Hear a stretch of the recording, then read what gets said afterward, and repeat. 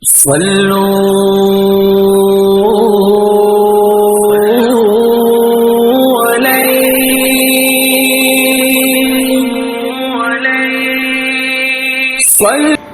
ہم موجود ہیں ملتان کی قدیمی مدرسہ اور جامع مسجد رشیدیہ مسلم ٹاؤن ملتان میں۔ اس کی بنیاد 1 اپریل 1999 میں رکھی گئی۔ مخدوم العلماء جانشین فقیہ الازہر حضرت مولانا مفتی محمد عبداللہ صاحب نے اس کی بنیاد رکھی۔ حضرت قاری محمد رشید نیو صاحب ہیں۔ قاری محمد رشید صاحب نے مسجد کے لیے اپنی ذاتی رقم مسجد کے لیے وقف کر دی اور دن رات مسجد کی خدمت میں لگے رہے اور آخر کار اس کی جدید تعمیر 1 مارچ 2016 کو کرائی گئی اور مسجد کی سب سے دلچسپ دیکھنے والی محراب ہے جو کافی عرصے میں جا کر مکمل ہوا اور دیکھنے والے داد دینے کے بغیر نہیں رہ سکتے۔ ہر دشمن سے ٹکرائیں گے آتے ہو ہمارے شہروں میں بس اتنا۔ مسجد میں ایک کمرہ اساتذہ کرام کا ہے جو دور دراز سے رہائش پذیر ہیں اور ایک کمرہ مسافر طلباء کے لیے موجود ہے جہاں وہ آرام سے سو سکتے ہیں۔ مدرسے میں ایک جامعہ رشیدیہ کا دفتر بھی موجود ہے جہاں مسجد کا تمام ریکارڈ موجود ہے اور مسجد کی سیکورٹی کے لیے CCTV کیمرے نصب کیے گئے ہیں۔ مسجد میں ایک کھلا صحن موجود ہے اور مسجد میں گرمیوں کے لیے AC اور ایئر کولر موجود ہوتے ہیں۔ جامع مسجد رشیدیہ کے بانی قاری محمد رشید نے اپنی زندگی مدرسے اور مسجد کے لیے وقف کر دی اور دن رات خود ہی اپنے ہاتھوں سے محنت کی اور اس کو تعمیر کیا۔ ناظرین، آج ہم نے ملتان کی قدیمی مدرسہ رشیدیہ کی تعمیر کے بارے میں بتایا جو دیکھتے دیکھتے اتنی خوبصورتی کے ساتھ تعمیر ہو گئی کہ آپ بھی خود حیران ہوں گے۔ قاری محمد رشید جیسے ایک معزز اور مسیحا لوگ اس دنیا میں بہت نیاب اور قیمتی ہوتے ہیں جو دنیا اور آخرت میں اپنی زندگی کسی مسجد اور مدرسے کے لیے وقف کر دیں اور آنے والے بچوں کو دین اور دنیا کے بارے میں تعلیم دی جا سکے۔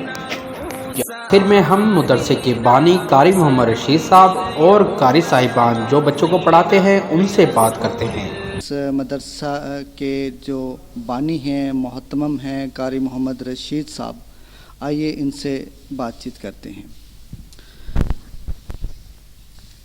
قاری صاحب، آپ جب سے اس مدرسے کی بنیاد رکھی گئی تب سے آپ اس مدرسے کے لیے ساتھ ہیں، تو اس مدرسے کے لیے آپ کی کیا خدمات ہیں؟ بسم اللہ الرحمن الرحیم۔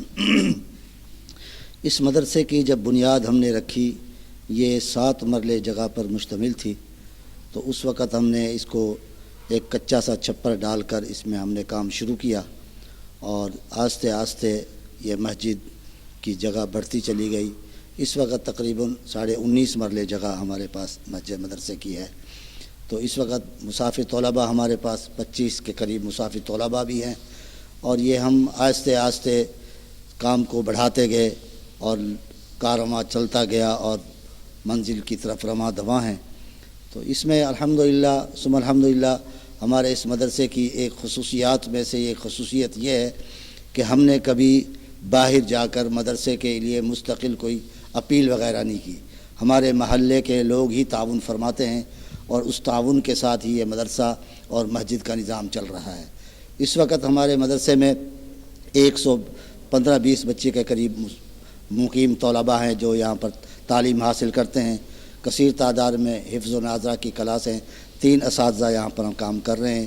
میں خود بھی پڑھاتا ہوں اور 2 اساتذہ ہیں، قاری عبداللہ صاحب اور قاری سمیع اللہ صاحب، 2 قاری حضرات یہاں پر ہمارے ساتھ کام کر رہے ہیں۔ الحمدللہ ہم یہ بخوبی اپنی کاوش کے ساتھ اپنے اہل علاقہ میں بھرپور ہماری یہ دینی درسگاہ مشہور بھی ہے اور معروف بھی ہے، تو ہم اس میں کام کر رہے ہیں الحمدللہ۔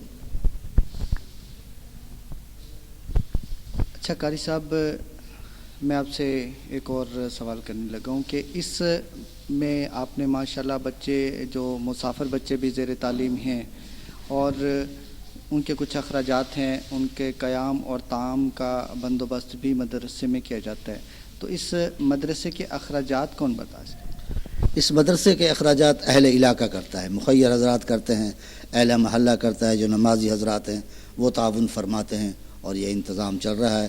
سال کی گندم کوشش کی جاتی ہے، اکٹھی کر لی جاتی ہے.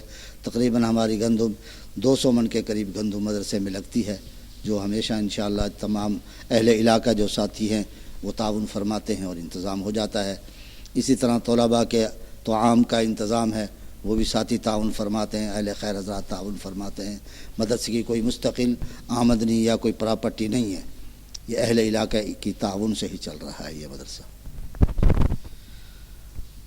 اچھا قاری صاحب، اس میں جو مدرسے میں جو بچے رہتے ہیں، آپ کی خدمات ہیں، دن رات آپ بچوں کے لیے ہر وقت آپ اس مدرسے میں موجود رہتے ہیں، تو آپ کا مطلب کہ لائف سٹائل کیا ہے کہ بچوں کے لیے آپ کی کیا خدمات ہیں؟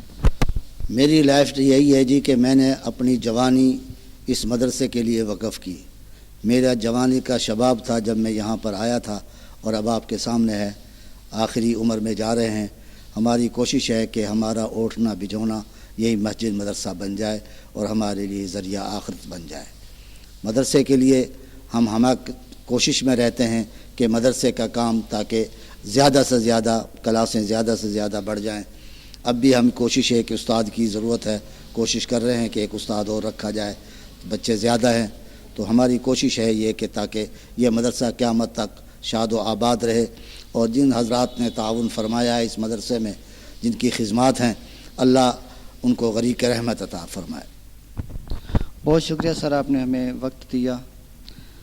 ناظرین، مدرسہ جامعہ رشیدیہ مسلم ٹاؤن ملتان. ناظرین، ہمارے ساتھ موجود ہیں اس مدرسے کے اساتذہ قاری سمیع اللہ اور قاری عبداللہ صاحب. تو آئیے ان سے بات کرتے ہیں. سب سے پہلے قاری سمیع اللہ صاحب، آپ یہ بتائیں کہ آپ کا تعلق کس علاقے سے ہے اور آپ کب سے اس مدرسے کے لیے خدمات انجام دے رہے ہیں؟ بسم اللہ الرحمن الرحیم. میرا علاقہ ملتان سے تعلق ہے اور میں کافی عرصے سے اس مدرسہ عربیہ رشیدیہ کے ساتھ منسلک ہوں اور کافی عرصے سے اس کے جو سے خدمات میں سر انجام دے رہا ہوں.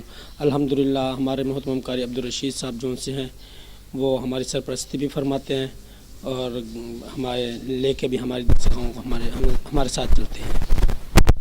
بسم اللہ الرحمن الرحیم. الحمدللہ اس مدرسے میں ہم کافی عرصے سے کام کر رہے ہیں اور میرا نام عبداللہ ہے. میرے والد محترم صاحب کا نام قاری محمد طاہر صاحب ہیں. میں علاقہ جلال پور پیر والا. تو یہاں ماشاءاللہ کافی عرصے سے ہم کام کر رہے ہیں. اس مدرسے کے طالب علم بہت اچھے ہیں ماشاءاللہ. تو مار پٹائی نہیں، یہاں پیار سے سبق دیا جاتا ہے اور دوستانہ ماحول میں کام کیا جاتا ہے.